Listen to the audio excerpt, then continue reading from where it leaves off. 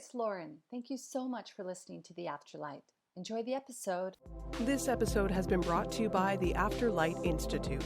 The Afterlight Institute is a community of teachers and students seeking to expand their spiritual gifts and their inner wisdom on the road to illuminating their forgotten selves. Offering online courses, in-person retreats, live events, online expositions, and more, the Afterlight Institute is a safe and inclusive space for all. To learn more, head to theafterlightinstitute.com.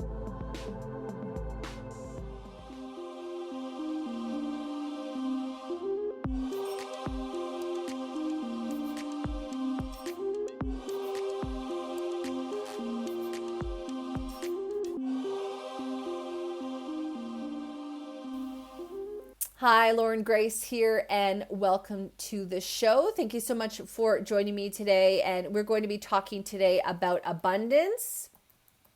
And I love talking about abundance. I love talking about it because I believe that when we are living an abundant life, that we are happier. You know, if you want to be somebody who isn't abundant, that's on you. That's fine. But believe me, that is not me. I am all about living in abundance. I'm about living a prosperous life.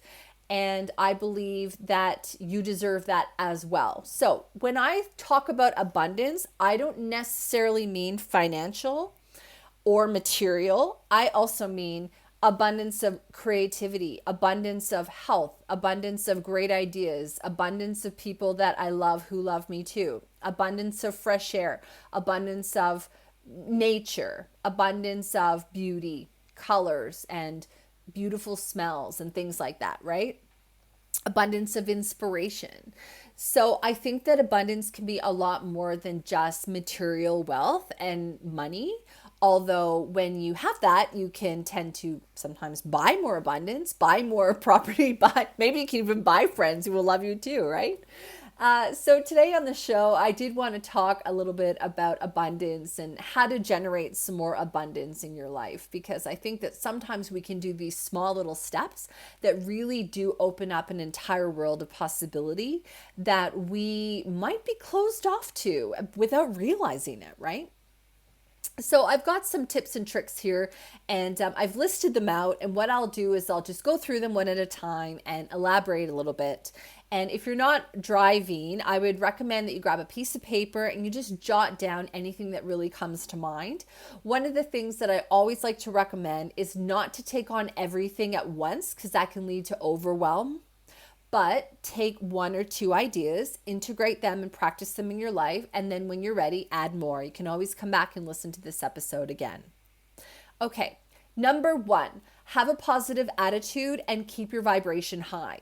So if you consider that abundance is a high feeling emotion, or a high feeling, is abundance an emotion? I feel abundant. I don't know, I guess it feels excitement. Okay, well, anyway, if you just consider that abundance and the act of being abundant in ideas and opportunities and finances and health and all that is like a high feeling, then you want to make sure that you're keeping your vibration high.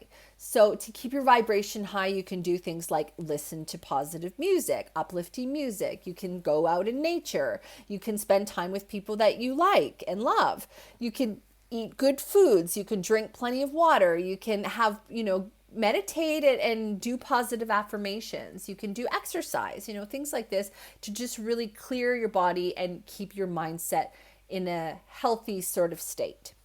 Number two, stop worrying and start trusting. This is a big one. It's one I particularly relate to. I think that sometimes I'm going to think about this.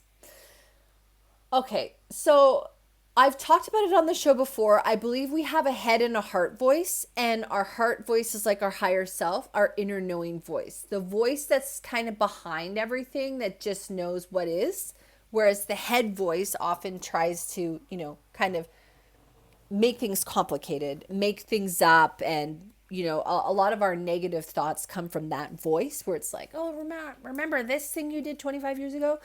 Right. That's really helpful to think of now, right? So the head voice is often, I think, can kind of lead us down the wrong track, AKA create a lot of worry for no reason. So where I'm going with this is I think sometimes on some level, I worry about where my next contract is coming from or my next opportunity, because I run my own business or, what's going to happen. But that worry is quite small. And I wanted to highlight it, like talk to you about it, because I just wanted you to know that it's normal if you also feel like that too. But on the other side of the coin, the heart voice I have just trusts and just knows that everything is working out exactly as it should, in the perfect timing as it should. And as long as I'm keeping my vibration high, as long as I'm clear on the things that I want to attract, as long as I am walking the talk, I'm living a quality life, I'm taking care of my body, I'm surrounding myself with people that make me feel good, blah, blah, blah. We're doing all the things that I know that everything is working out for me exactly as it should. So the stop worrying and start trusting is really just, oh, wait, there's that little voice again that wants to make a story out of something and wants to bring in worry. Whereas I know deep down in my heart and at the back of everything, the underlining message always is that everything is working out for me exactly as it should and for my highest good. And I think that's really important, to be kind to yourself if you do worry, and then to come in with that kind of wise voice and say, hey, it's all good. It is all good. Do not worry. You've always been provided for. You've always had enough. Everything is coming for you. And what is meant for you will not pass you by. Okay, number 3, focus on all the abundance that you already have and practice gratitude. This is a really big one. Everyone always talks about gratitude, and there's a reason, because gratitude is the attitude, and gratitude actually works. And when you focus more on the things that you're grateful for, what do? You attract more of it.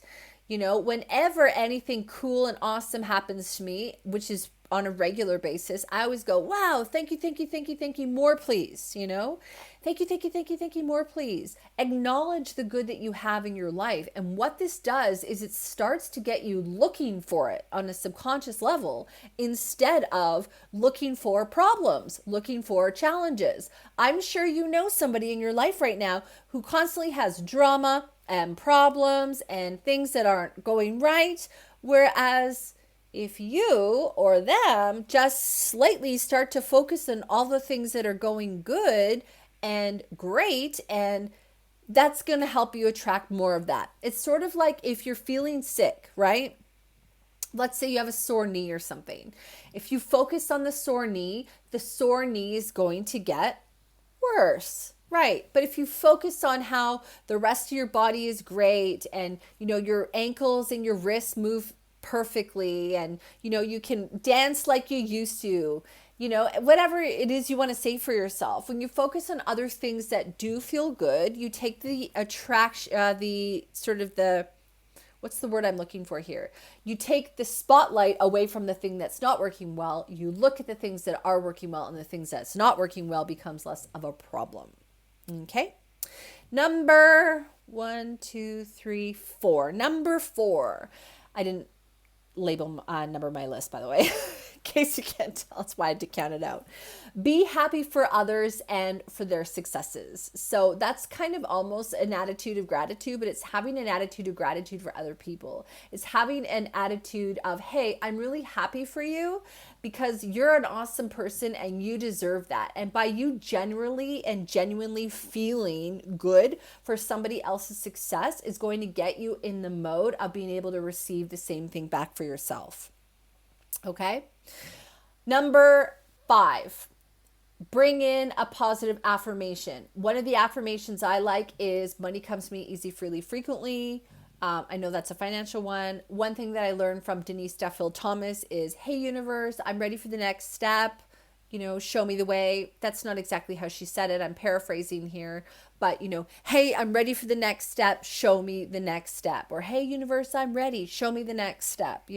Sometimes when you do that, that can help get you onto the road of generating more abundance, because now you're wanting to be in line with the light, and you're wanting to do things for the highest good of yourself and the highest good of all concerned. And it really, by you putting that intention out, you're setting yourself on that path for the next step.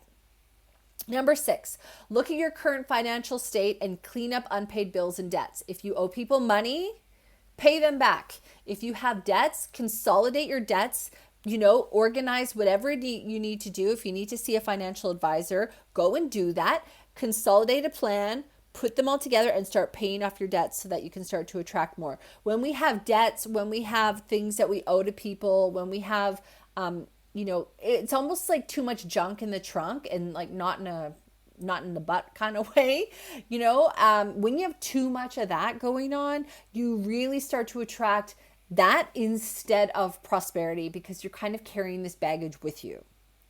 Number 7, carry cash and visualize attracting more of it. So I did read in the book, Bring Out the Magic in Your Mind, that you're supposed to roll your bills towards you and keep your bills rolled in your wallet. So it's the active, if you roll them towards you, the money goes out and the money comes back.